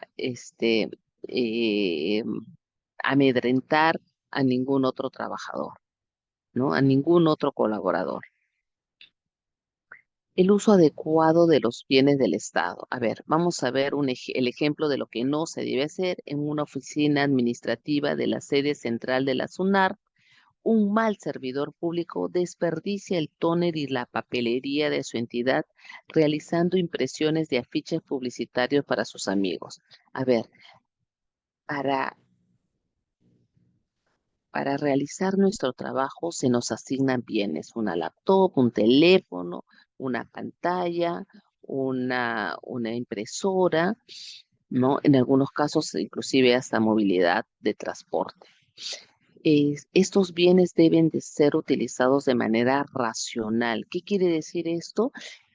Que se evite el abuso, pero también el derroche, el desaprovechamiento, y deben ser empleados para los fines institucionales y no para fines particulares. Responsabilidad. A ver, en diferentes zonas registrales se cumplen todas las metas programadas pese a los retos de una declaración de emergencia sanitaria nacional. En alguna oportunidad la población pudo conocer que se había inundado las oficinas de una zona registral al interior del país. Sin embargo, los colaboradores de esa zona se trasladaron a otro local a seguir trabajando, a limpiar sus máquinas, llevar sus documentos y siguieron trabajando. ¿No es cierto? Entonces, eso se llama desarrollar a cabalidad y en forma íntegra sus tareas. Lo cual no digo que se debe dejar así, ¿no? Eso fue una eventualidad, una inundación que, bueno, no sé si se pudo prever o no, pero finalmente lo que se rescata es la actitud de los colaboradores. Muy bien, ahora vamos a ver las prohibiciones, ¿ya? Son pocas y vamos a seguir. A ver, un mal jefe de recursos humanos nombra en una jefatura a su ahijado de bautizo, recién egresado de la universidad. A ver, la norma prohíbe mantener intereses en conflicto. Y entonces estamos hablando de situaciones de intereses de conflicto, que no es fácil darse cuenta. Hay que hacer esta aclaración. Por eso es que debemos de siempre repensar las cosas y si por algo dudamos, acudir a nuestro jefe inmediato para que él determine si efectivamente estamos en una situación de conflicto de intereses aparente, real, presente, futuro, y que nos puedan inhibir de seguir conociendo los procesos. ¿Qué cosa es un conflicto de interés? A ver, vamos muy rápidamente.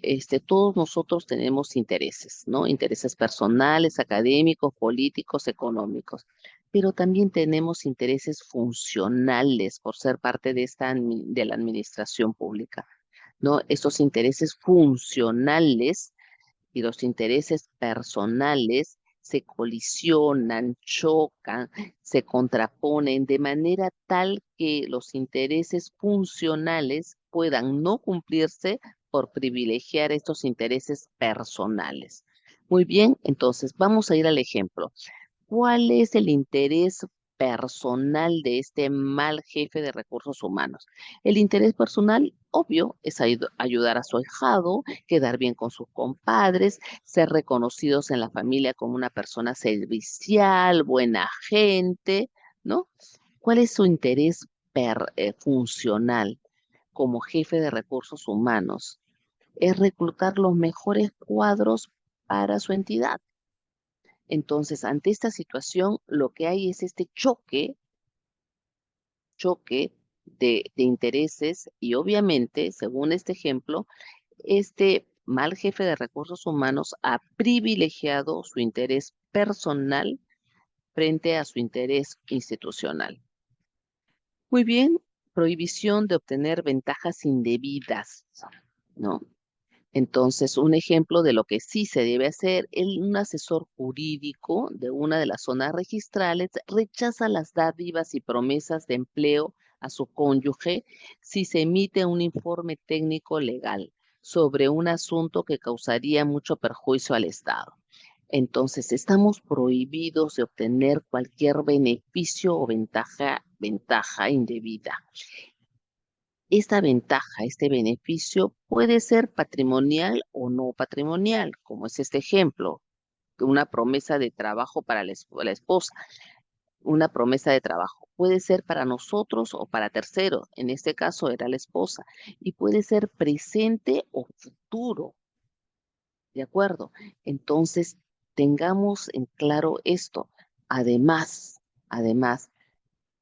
esto no solamente es una transgresión, o sea, este ejemplo no solamente transgrede el código de ética, sino también aquí hay un tema de responsabilidad penal, ¿no? Que puede darse negocio incompatible, que puede darse colusión, ¿no? Entonces, a ver, veamos. Sigamos. Prohibición de realizar actividades de proselitismo económico. En una oficina administrativa de la SUNAR fabrican pancartas con papelería de la oficina y la distribuyen entre sus compañeros en apoyo a un partido político para su campaña electoral. Se nos prohíbe a nosotros realizar cualquier tipo de actividad política utilizando recursos económicos, recursos humanos, recursos de infraestructura para apoyar a favor o en contra de una opción política. La prohibición del mal uso de la información privilegiada. Esto se circunscribe a transacciones, operaciones financieras u operaciones contractuales, ¿no? En eso de que, vamos a ver un ejemplo. Un funcionario de la SUNAR que tiene acceso a información financiera privilegiada por su cargo, divulga información a un proveedor del Estado, colocándolo en una posición ventajosa frente a otros para obtener una importante licitación. Imagínense ustedes que en en una licitación, alguien que está involucrado en el proceso puede averiguar los montos de las propuestas económicas, ¿no? Y venderla esta información a otro postor. se circunscribe más o menos a este ámbito de las contrataciones, de las operaciones financieras o operaciones o transacciones comerciales. Muy bien, prohibición de presionar, de amenazar, de acosar.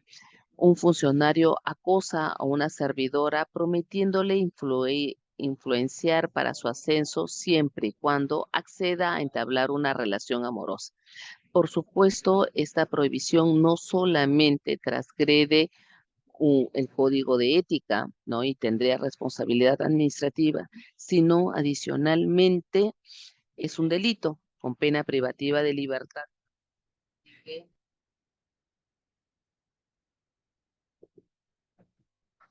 Así que a tener muchísimo cuidado. Reflexiones, a ver, vamos a ver por qué es importante la ética y la integridad en la función pública. Ivy, por favor, ahí hay un video, si nos puedes apoyar. Claro.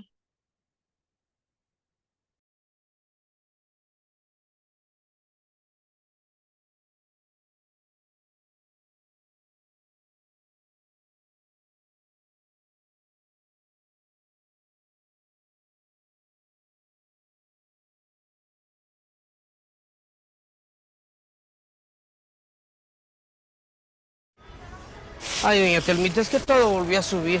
De aquí solo le alcanza para la mitad, mi reina. Todo subió. Es una vergüenza lo que te pagan en ese trabajo. Búscate otro. Bueno, maestro, usted decide. O me lo llevo o lo arreglamos aquí. Usted tiene la última palabra. Mira, aquí procede corte. Pero si me da para las agüitas. Yo puedo presentar su cotización como la más baja, pero me toca un 10% en efectivo. Le traigo una excelente noticia. Logré que nos compraran a nosotros, pero tenemos que pasar el 20% en efectivo. Mira, vos me enteré que quieren bajar los aranceles. Necesito que tu bancada me bloquee esa iniciativa porque necesito subir un poquito los precios. Igual siempre has contado conmigo. Nos cayó un dinerito extra. Lo mismo de siempre, por favor. Ay, ceñito, va a pensar que soy yo, pero no es cosa mía. Todo volvió a subir y yo le estoy cobrando lo justo. A mí ya no me queda nada. Si de verdad quieres cambiar a tu país, cambia tú primero.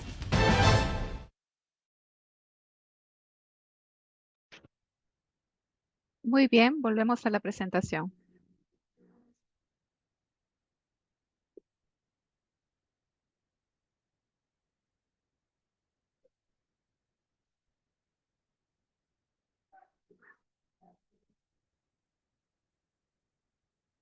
Muy bien. Entonces, a ver, vamos a explicar esta lámina. El Estado peruano es un Estado en extensión medianamente grande y tiene muchas falencias, muchas carencias. Sin embargo, nosotros hemos querido agrupar estas dificultades en dos grandes problemas. Por un lado, la corrupción y por otro lado, la ineficiencia, que teniendo causas diferentes, sí coincidimos que sus consecuencias son las mismas. ¿Y cuáles son estas? Que impide lograr las metas programáticas, impide generar valor y beneficio, impide generar bienestar y mejores condiciones de vida al ciudadano. ¿Qué debemos hacer? Por un lado, luchar contra la corrupción y por otro lado, promover un Estado eficiente, eficaz, transparente. Y eso, ¿cómo lo hacemos? Actuando con ética, siendo personas íntegras, haciendo lo correcto y que nuestras instituciones sean instituciones íntegras.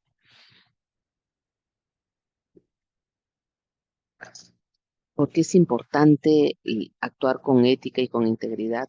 Porque nos orientan, son la guía, nos abren el camino para luchar contra aquellos factores o situaciones externas que pueden distorsionar nuestra conducta.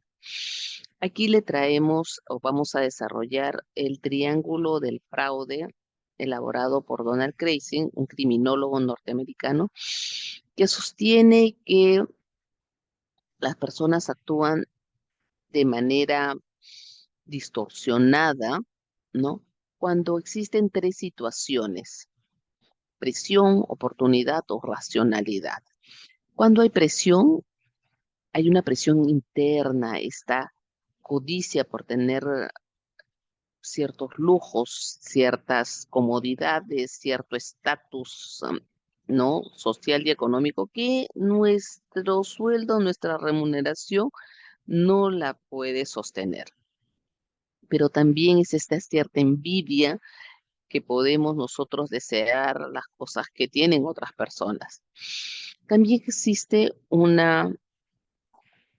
también existe una presión externa, que es estos incentivos, motivaciones, acuerdos, amenazas o tal vez estas redes que pueden formarse dentro de una institución y que en muchos casos obligan a las personas a actuar de una u otra manera. Muy bien, una segunda situación es la oportunidad.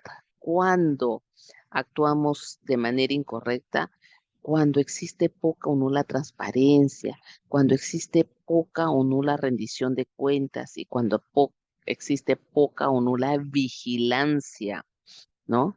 Las abuelitas decían que en arca abierta hasta el justo peca. Así que tenemos que tener una mayor atención a nuestra fiscalización.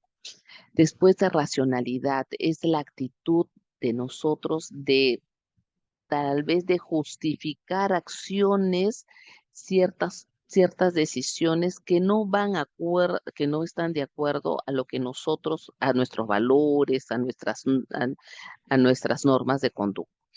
Y lo hacemos bajo frases ya inclusive preestablecidas, ¿no? Como por ejemplo, no, ese no es mi tema, yo solamente recibo órdenes, ese es el tema de mi jefe. O mira, todo el mundo lo hace, no devuelvas plata dinero de lo que se sobró en la comisión, no, si no estás malogrando el mercado, presenta una declaración jurada que todo lo has gastado, ¿no? Porque todos hacemos lo mismo. O, bueno, ¿sabes qué? Si yo no le recibo dinero, en la otra ventanilla se lo van a recibir, pero yo me merezco, yo trabajo mejor que todos, a mí no me suben el sueldo, así que tengo que tener un extra. Entonces, son frases que van distorsionando y tratando de justificar, argumentar actitudes o comportamientos que no son lo correcto. Actuar con ética y con integridad incentiva una correcta actuación del servicio público. Nosotros somos operadores de políticas públicas, nosotros concretamos políticas públicas, ¿no? Actuar con ética y con integridad permite brindar mejores servicios justos, eficientes, eficaces, económicos, oportunos al ciudadano y con ello proporcionar beneficios, consolidar una mejora en la condición de vida de los ciudadanos. Adicionalmente, genera una percepción positiva del trabajo que nosotros hacemos. El ciudadano va a ver que efectivamente nosotros hacemos un buen trabajo y no va, va a cambiar en muchos casos el concepto que algunos ciudadanos tienen respecto a quienes laboramos en la administración pública. Así también produce una confianza en la actuación y en la credibilidad de las instituciones públicas y obviamente también del Estado de Derecho. A ver, aquí le presentamos el ecosistema de control, ¿no? Anticorrupción. Ustedes verán en el centro de la lámina los tres poderes del Estado. Los tres poderes, los tres niveles del gobierno central, el poder ejecutivo, el gobierno, que es el gobierno central, los gobiernos regionales y los gobiernos locales. A ver, este ecosistema de control nos permite Primero, primero, la primera idea, la premisa en lo que basamos es en la implementación de control interno, de los controles internos dentro de las entidades. ¿Es una tarea de las entidades? No, es una tarea de la Contraloría, no es una tarea de la Oficina de Control Institucional, es una tarea de las entidades. ¿Cómo se realiza? Identificación de riesgos. Ya hemos dicho qué tipo de riesgos operativos, operativos, operacionales, normativos y de integridad, ¿no? Identificado los riesgos, medidas de remediación, cómo podemos cerrar la brecha, cómo podemos minimizar las consecuencias de estos riesgos. ¿Ya? ¿Para qué? Para evitar actos de corrupción o inconducta funcional. Pero si estos no se pueden, se han evidenciado algunos actos, es el Ministerio Público quien tiene que recopilar información, tiene que investigar y, si corresponde, emitir su dictamen fiscal al Poder Judicial o su acusación fiscal al Poder Judicial, quien de manera célere, con el respeto al debido proceso, al derecho de defensa, determinar responsabilidades y, si corresponde, sancionar. Y de otro lado, el Congreso de la República. El Congreso debe de dar leyes que fortalezcan el sistema o que fortalezcan las entidades que luchan contra la corrupción y que realmente, porque ninguna entidad puede enarbolar la bandera de la corrupción por sí solo. O sea, nadie puede luchar contra la corrupción que una sola institución. Eso es mentira. Eso no existe aquí ni en ninguna parte del mundo. Es la sinergia de las instituciones que pueden hacer posible esta lucha contra la corrupción sea efectiva. Y después tenemos también un control social a través de la prensa, de las diversas informaciones que tenemos sobre ciertos actos de corrupción o sospechas de actos de corrupción o inconducta funcional.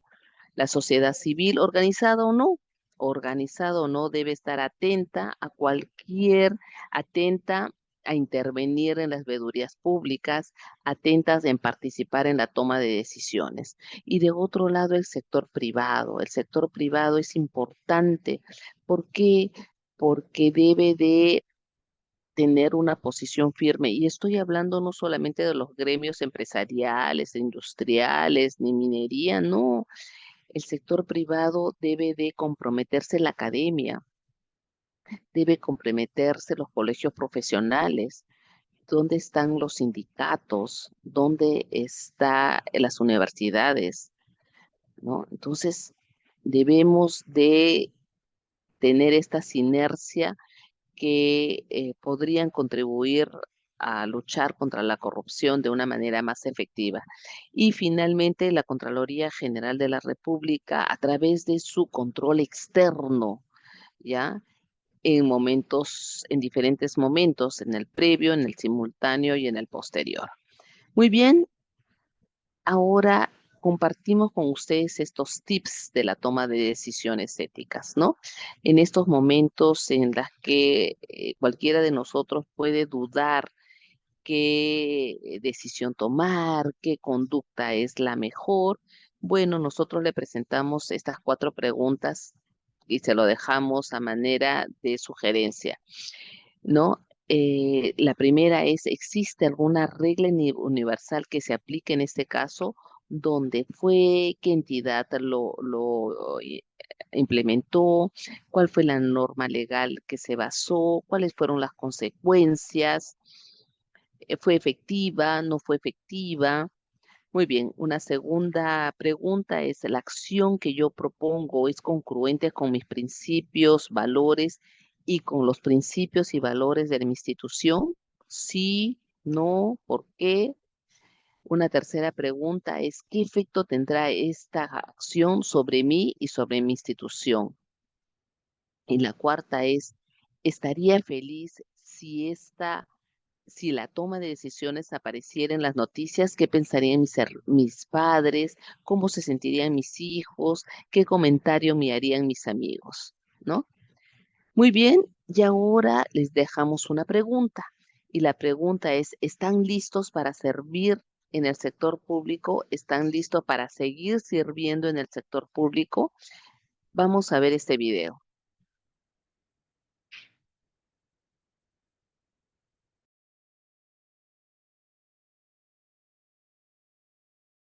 Bueno, nuevamente quiero agradecerles el interés en trabajar en el sector público y haber asistido a esta charla. Pero antes de despedirme me gustaría hacerles una pregunta. ¿Cuál creen ustedes es la habilidad más importante que necesita un profesional para trabajar en el sector público? Sí, claro, claro. Liderazgo, proactividad, esas son definitivamente habilidades súper importantes. Sin embargo, no han mencionado una que es clave e indispensable si quieren trabajar en el sector público. A ver, voy a extenderme un poquito para llegar al punto que quiero explicarles, ¿sí? Los que hacemos carrera en el sector público llegamos a un nivel en el cual debemos tomar diversas decisiones. Decisiones que podrían afectar la vida de muchísimas personas. Si tomamos buenas decisiones, podremos llevar salud, educación, infraestructura y mejores servicios a más personas. Entre otras cosas, poniendo de lado nuestros intereses particulares. A ver, todos tenemos intereses, ¿eh? Un amigo que necesita un trabajo, un familiar que tiene una empresa que brinda muy buenos servicios, o quizá alguno de ustedes pertenezca a alguna asociación. En fin, intereses. Lo que no puede pasar es que tomemos decisiones basadas, por ejemplo, en la amistad o en un vínculo familiar. Los funcionarios públicos debemos tomar decisiones con imparcialidad y justicia porque administramos recursos que le pertenecen a todos. Pero si nos gana el interés particular o permitimos que se tomen atajos, abrimos una puerta a la corrupción. Y cuando eso ocurre, hacemos que el Estado falle y por ende defraudamos la confianza de los ciudadanos y las ciudadanas. Es cierto que todos tenemos intereses.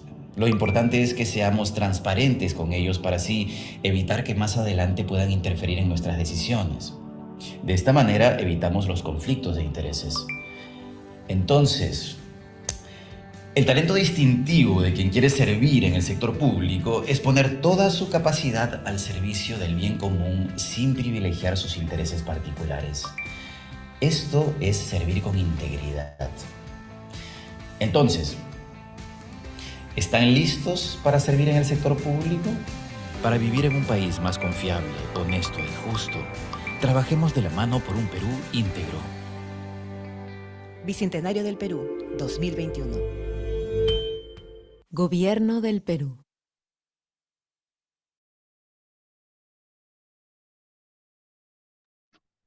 Muy bien, volvamos a la presentación.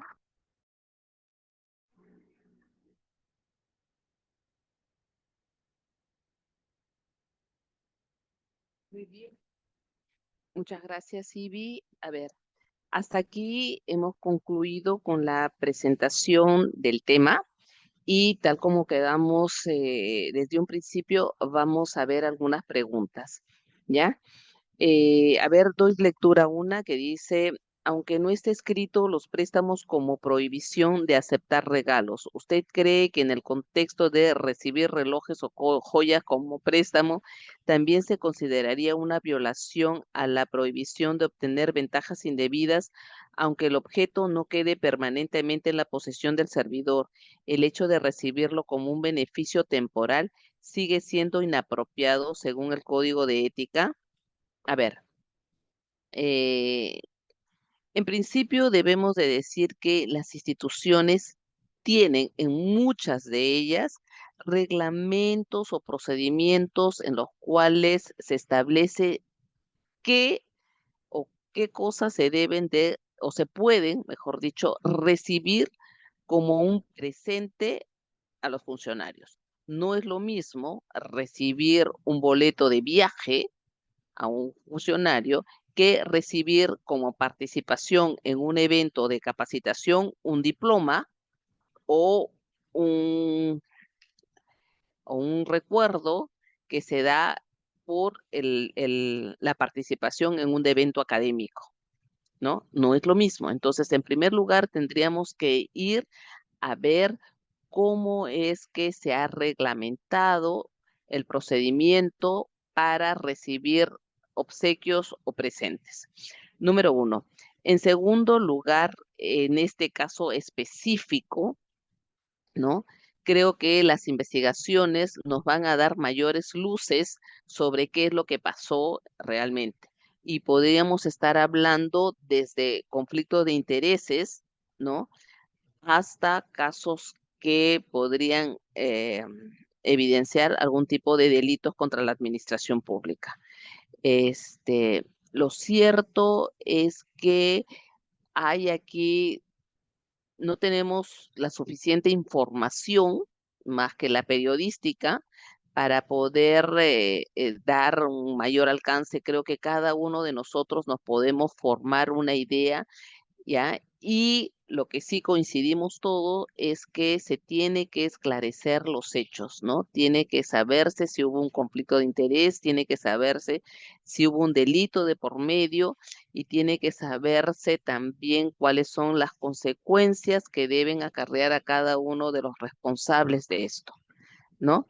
Hay una quiebra de neutralidad, hay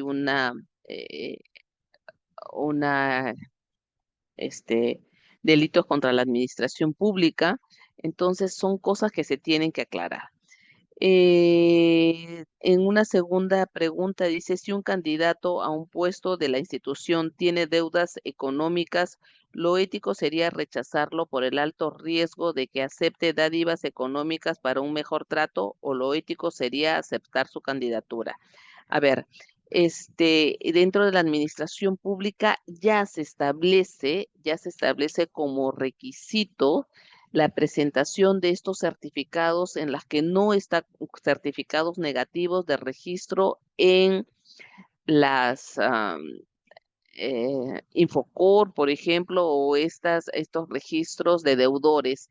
Inclusive los deudores o morosos alimenticios también están restringidos de ingresar a la administración pública.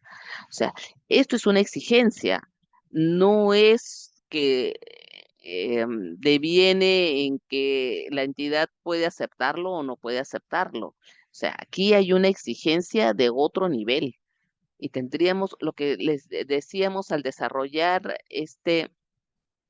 en lo relativo a la idoneidad, ¿no? Decíamos, ¿es importante los saberes técnicos? Sí, es importante, pero ¿es lo único? No, no es lo único.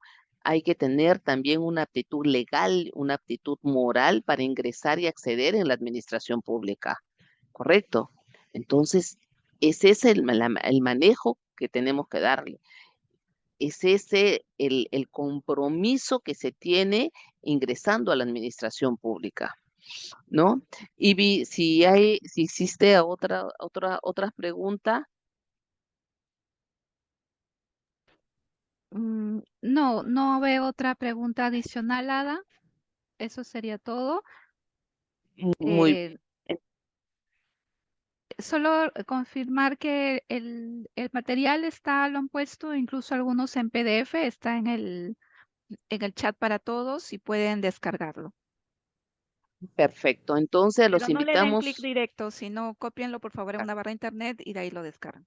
Sí, exacto, esa es la precisión que también quería dar. No hagan clic ahí, cópienlo, llévenlo al buscador y ahí pueden dar clic para que se extienda y puedan tener acceso a al material, ¿no? Roberto, muchísimas gracias por la invitación de parte de la sugerencia de prevención e integridad, hacerla extensiva a quienes nos convocaron de la Superintendencia de Registros Públicos y nada, siempre la Contraloría queda a la disposición atender cualquier pedido de capacitación sobre los productos que nosotros manejamos, ¿no? Muchísimas gracias a Nelly, a Karen, a Shirley, Elizabeth, Rocío, Ana, Luis Fernando, Crisbel, Erika. Gracias a ustedes por permanecer con nosotros. Si si han permanecido hasta ahora. Espero que no sea solamente por la exigencia de las 2 horas, sino también porque el tema es un tema atractivo, es un tema que merece ser siempre discutido. A Luigi, Nelson, Víctor, Richard, Elizabeth, Ivy, Pedro, muchísimas gracias por quedarse con nosotros, por su participación activa. Y Roberto, muchas gracias. Y en cualquier momento, nosotros siempre, insisto, reitero, estamos dispuestos a apoyarlos en cualquier tipo de capacitación sobre tema que nos compete. Si no, recurran a la Escuela Nacional de Control, que se van a gratamente sorprender de la variedad de cursos que tenemos que podemos brindar para ustedes. Roberto. Muchas gracias, doctora Bendezú, y también a la doctora Muñiz, que son especialistas y abogadas de la Subgerencia de Prevención e Integridad de la Contraloría. También agradecemos a todos los organizadores de las distintas zonas registrales, la sede central y sobre todo los participantes, quienes han asistido a esta capacitación virtual de importancia para todo servidor público. Igualmente, nuevamente reiteramos el compromiso de todos respecto a la aplicación de lo que se ha tratado. Nuevamente, muchas gracias, doctora Bendezú y doctora Muñiz. Y las puertas de la SUNAR están abiertas también para volver a tocar otros temas, como usted bien ha indicado, los productos que nos pide la Contraloría. Sin más que decir, se agradece a todos su participación. Con eso concluimos la capacitación del día de hoy y muchas gracias a todos. Muy buenas tardes. Podemos retirarnos. Gracias. Buenas tardes. Bendiciones para todos. Ya.